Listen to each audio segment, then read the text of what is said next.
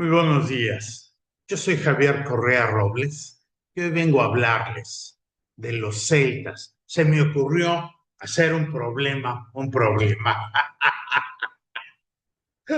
Se me ocurrió hacer un programa de los celtas que resultó en un verdadero problema.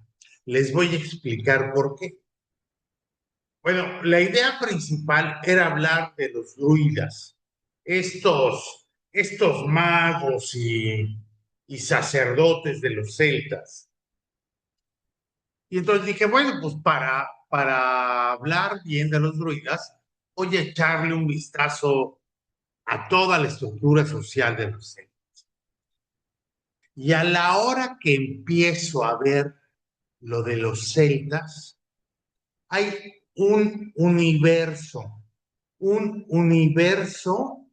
de literatura alrededor de ellos, alrededor de los celtas y alrededor de los druidas. Bienvenidos al programa del escritor Javier Correa. Prepárense para ser sorprendidos a través de sus opiniones y análisis en diversos temas. Libros, historia, ciencia, cultura, literatura, pintura, artes, política, religión y muchas cosas más. Bienvenidos. Los dejo con su anfitrión. Es menester decir que los druidas no dejaban nada escrito, los sacerdotes, la clase intelectual, no dejaban nada escrito y todo se transmitía de boca a boca, de maestro a alumno. Esa era la vida de los druidas y el conocimiento se quedaba así como protegido porque si no estaba escrito, nadie más lo podía leer y así solo los que de veras tenían el mérito podían conocer de ello. Y entonces hablar de los persas y de los persas, oye, ando idiota, hablar de los druidas también es hablar un poquito como de los magos persas, o de los sacerdotes caldeos, o de los hipnosofistas indios, o de aquel Tracio Salmoxis. Y Tracio Salmoxis, a quien yo no conocía, resultó ser un personaje fabuloso y un personaje básico para entender a celtas y a druidas. Así es que vamos a comenzar con este amplísimo programa y vamos a comenzar hablando del origen de los celtas. ¿Quiénes eran los celtas y cuál fue su origen? Pues bien, los celtas proceden de un lugar entre Rusia y Ucrania. Esa es la cuna de los celtas. Y a partir de ahí, los celtas se empiezan a extender bajan y se quedan algunos en Turquía, otros siguen su camino y cubren la mayor parte de Europa. Austria, Francia, España y la mayoría, bueno, no la mayoría, sino la etnia celta más conocida y más famosa, llega hasta la isla de Gran Bretaña, lo que ahora es Inglaterra, Escocia, Gales, Irlanda. Se extiende todo esto, pero los celtas no se ven ellos mismos como un imperio. No se ven como un imperio y por lo tanto funcionan como en tribus. Empiezan a empiezan su peregrinar desde Rusia y Ucrania, en la medida en que domesticaron al caballo, alguien les compartió la rueda. Con la rueda empezaron a hacer carruajes. Y entonces es su tipo de vida, ahí va, el que habla todo al revés, como eran nómadas, llevaban sus animales pastando de un lado a otro y Entonces el caballo y el poder construir carros de madera con ruedas que fueran moviendo hizo más fácil que sus casas se fueran transportando junto con ellos. Y así, muchas familias y muchos grupos, cuando se aburrían de estar con otros, se separaban y decían, nos vamos nosotros a la fruta, y empezaban su caminar. Y entonces se fueron formando multitud de grupos celtas, que empezaban con una pequeña colonia aquí, y otros que empezaron con una pequeña colonia allá, pero todos fueron independientes. ¿Y cómo sabemos entonces que eran de los mismos, que eran ellos mismos, todos los que estaban colonizando Europa y todo esto? Pues porque resulta ser que se puede rastrear su idioma como un grupo etnolingüístico que nosotros ahora le denominamos indoeuropeo. Y esta característica de ser este grupo etnolingüístico no solo es por el lenguaje, que es completamente parecido y a veces comparten muchas palabras iguales entre todos los grupos, sino además esto hace que compartan cultura, ancestros y tradiciones. El grupo etnolingüístico es una comunidad humana que tiene una identidad notable y eso nos permite diferenciarnos de otros grupos. Y entonces, por eso sabemos que los celtas vienen de esa región y fueron los que prácticamente colonizaron Europa. Y pese a que había grupos ya viviendo en Europa, los hombres celtas fueron sustituyendo a los nativos, ya sea porque los mataran, ya sea porque eran más galanes y procreaban, y los fueron desplazando hasta que se convirtieron los celtas, cada uno de los grupos, en la unidad nativa. Los celtas fueron una de las primeras culturas con una noción histórica de la vida después de la muerte. Ellos creían que renacería, que su alma renacería en otra persona, no inmediatamente después de su muerte, sino que en unos años se iban a un sitio especial y ya después reencarnaban. Son de las primeras culturas, bueno, no son de las primeras culturas, pero su cultura se caracterizaba por hacer entierros intencionales, por ya enterrar a los deudos. Y no fueron los primeros. Finalmente hay vestigios del tiempo de los neandertales, hace por lo menos 60,000 años, en el Paleolítico Medio, donde se han encontrado sepulturas, tanto individuales como familiares, que se le da un trato especial al cuerpo, sugiriendo que ya se concebía la muerte no como un fin, no como el final absoluto de la vida, sino como una transición o un estado que se iba a superar. En las cuevas, los neandertales colocaban objetos e incluso llegaron a poner flores encima de los difuntos. Y este simbólico arreglo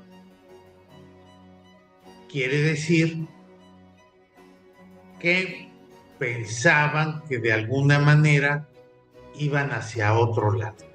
Posteriormente, nuestra especie, bueno, la especie de algunos de ustedes, que se llama el Homo sapiens, también comenzaron a enterrar sus muertos. Empezaron a enterrar sus muertos y le ponían las herramientas que habían tenido, armas, en fin.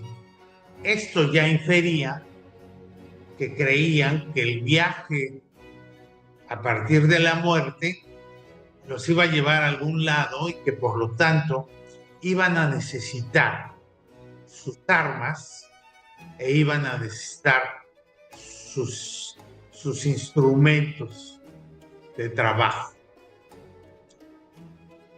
Y regresando a los celtas. Los celtas son situados, ya se les dijo, más o menos entre Ucrania y Rusia. Y hay una antropóloga que se llama Marija Gimbutas, que dice que todos los celtas se desarrollaron a partir de una cultura que se llama Yanmana. Esa Yanmana, o la cultura de la fosa, se diferencia porque fueron los primeros en aquellos tiempos en enterrar a sus muertos. Sugiere que la expansión de esta clase celta comenzó entre 8.000 y 9.000 años antes de Cristo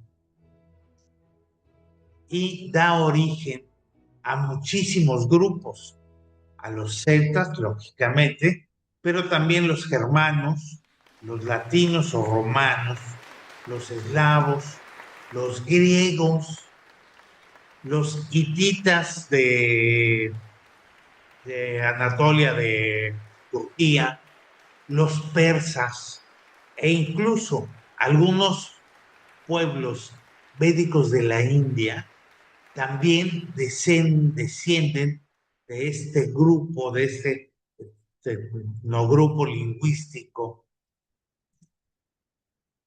Es más, actualmente las lenguas indoeuropeas son habladas por la mitad de la población mundial. Y aunque los griegos, bueno,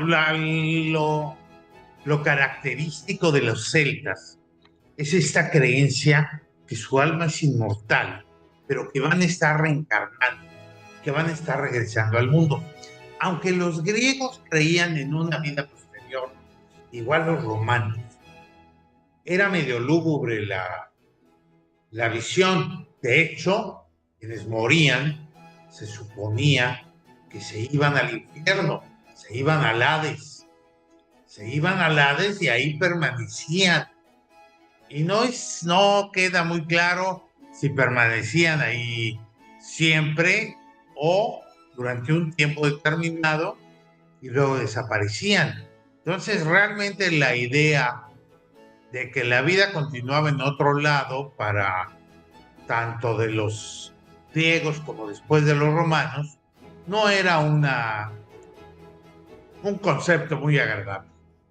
Por eso, los celtas hacen una verdadera revolución a este respecto cuando conciben que el alma es inmortal y que va a regresar después de unos años.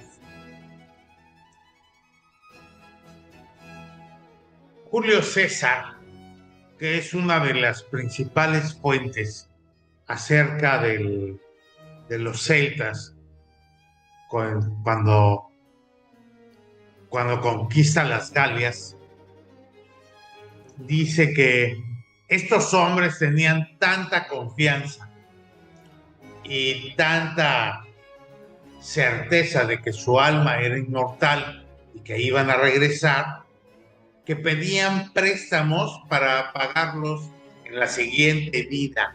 Pero no solo eso, había quien les prestaba para que le pagaran en la siguiente vida. Y entonces, pues, así de certera es. Y esto los hacía temibles en las batallas. ¿Por qué? Dice Julio César, son personas que atacan, embisten y vienen cantando. ¿Por qué? Porque no le tenían miedo a la muerte.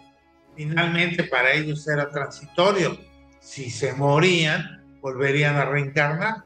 Entonces eran realmente arrojados en la batalla. Comenta Julio César, el emperador romano, no el cuate de alguno, comenta que incluso ya cuando los habían reducido y los tenían como prisioneros, no había manera de que estas personas cedieran o pidieran clemencia o perdón o nada. Para ellos daba igual y ninguno se doblegaba, así que había que matarlos. Esta creencia del más allá los hacía realmente forajidos con ganas. Continuando con lo de los griegos, por ejemplo, Diógenes Laercio o Antítenes de Rodas dicen que la filosofía griega en muchos sentidos está precedida por la filosofía celta, que hay muchas cosas que tomaron de ellos. Es muy probable que los celtas hayan concebido o hayan aprendido o hayan tomado esta idea de la inmortalidad de una persona o un dios que no se sabe en la antigüedad, que se llamaba Salmoxis. Herodoto cuenta que había oído decir a los griegos del Helesponto, del Bósforo, del Mar Negro, del Danubio, de todos lados, hablar que Salmoxis fue en realidad un hombre que era un esclavo o un discípulo de Pitágoras, y que Pitágoras fue quien le enseñó, entre otras cosas, esto de la inmortalidad. La verdad, Herodoto mismo dice, no es posible, Pitágoras no concebía ese tipo de inmortalidad, pero hay que recordar que los griegos y los romanos fueron como ahora los gringos. Todo dependía de ellos, todos se querían colgar las medallas, todos se querían apropiar de lo bueno. Y así fue. Herodoto dice que Salmoxis, ya por su parte, viajó a Egipto, les enseñó a ellos que el alma transmigra, que va a otros lugares, que hay otros lugares después de la vida, y que la creencia de los egipcios del viaje de los muertos y todo esto se debe a este hombre. Bueno, se le considera que era un hombre, pero también en otras narraciones se considera que era un dios. Es Salmoxis, que vivió con los tracios, entonces pregonaba esto de la vida eterna, del alma indestructible. Y da instrucciones que cuando muera quiere que lo entierren en una caverna de una montaña sagrada que se llama Cogainón. Ahí había dado muchas de sus pláticas. Era un lugar conocido por sus adeptos. Entonces fallece y lo llevan y lo entierran. Bueno, no lo entierran, lo dejan ahí en la cueva, tal como él dio las instrucciones. Y la leyenda dice que después de 3 años regresa con vida.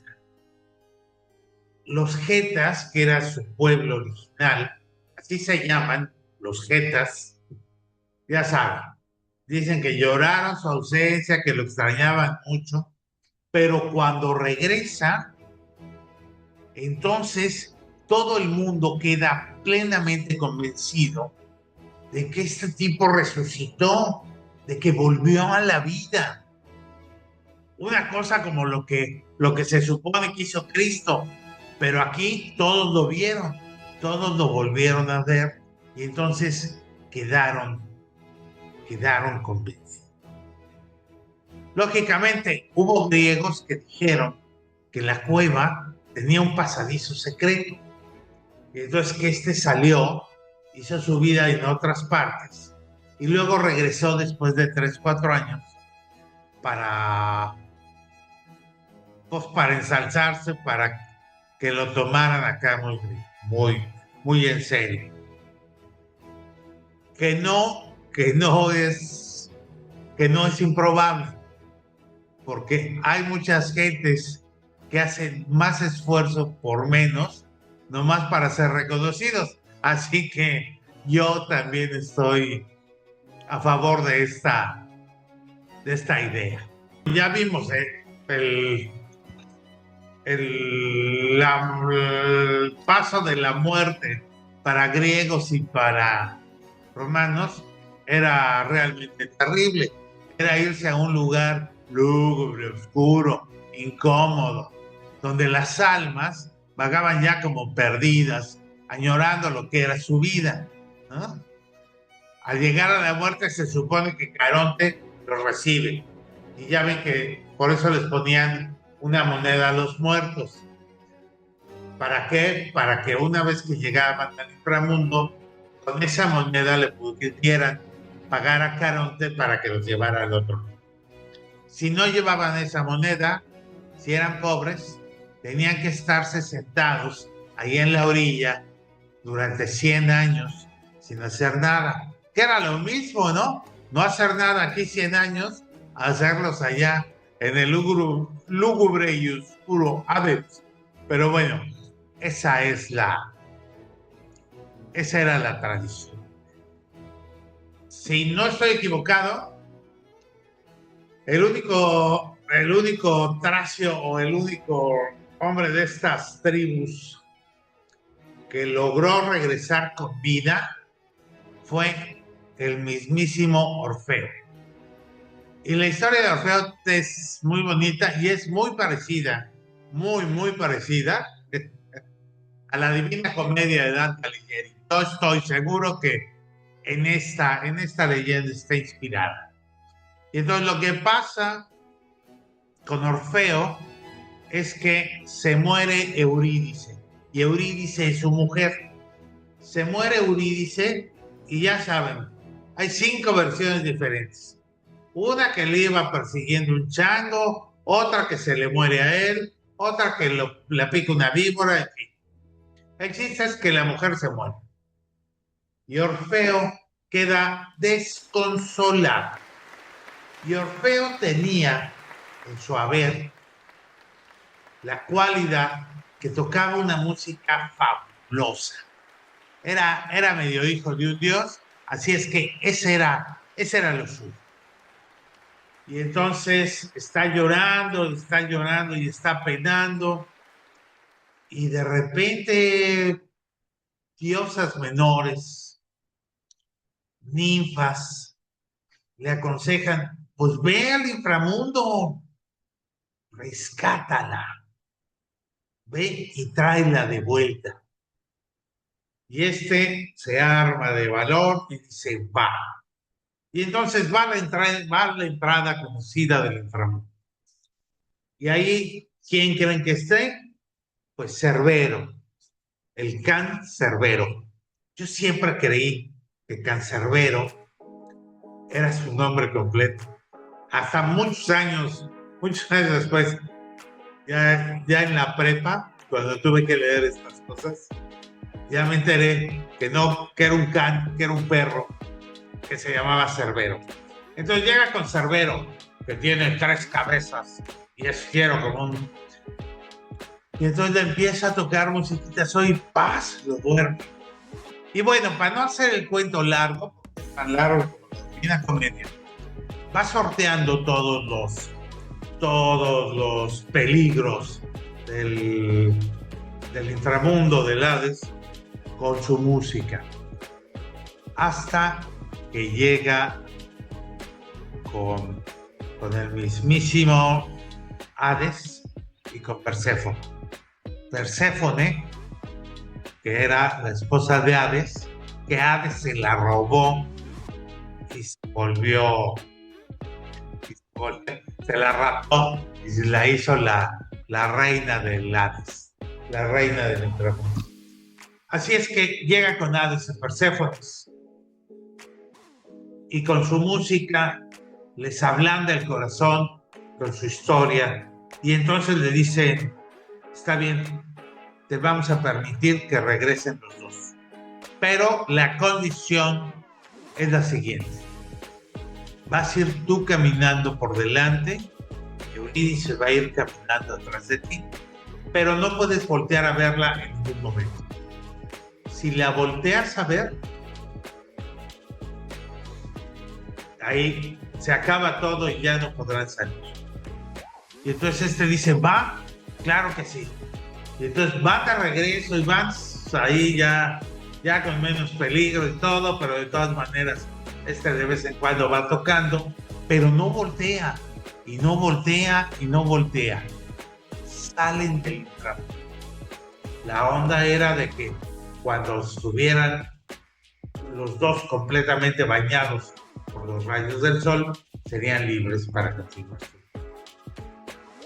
Salen, Orfeo siente los rayos del sol, creen que ya están fuera, y en ese momento voltea y ve a Eurídice. Y Eurídice todavía tenía un pie en la sombra. Y en ese momento se desvanece Eurídice, y esta vez para siempre. Orfeo trata de entrar por otros medios al Hades, al inframundo, pero ya no puede. Cancerbero no lo permite y se dice que después de 3 años finalmente muere, va y se reúne con Eurídice. Bueno, después de este brinco que no tenía nada que ver con nuestra historia, vamos a continuar con la historia de Salmoxis. Creo que este tipo finalmente es muy probable que él haya concebido la filosofía, la creencia de los celtas, y que se derive de él. Incluso Platón, en uno de sus diálogos, en el Cármides, dice que Salmoxis era un médico muy famoso, pero que curaba no solo el cuerpo físico, sino también el alma. Y aparte, en otras historias, Sócrates por algún por alguna situación de su vida, lo mandan al sitio de una ciudad tracia que se llama Potidea. Sí, lo estoy leyendo porque no tengo ni la más remota idea. Se llama Potidea. Y ahí uno de los sitiadores fue Sócrates, y al regresar de Atenas cuenta que conoció a uno de estos discípulos de Salmoxis, y lo refiere así: uno de los discípulos de Salmoxis que saben hacer inmortales a la gente. Bueno, este Salmoxis fue una leyenda. Unos dicen que era Dios, otros dicen que era nada más un sabio, otros, ya ven, los griegos dicen que se la debían a Pitágoras, en fin.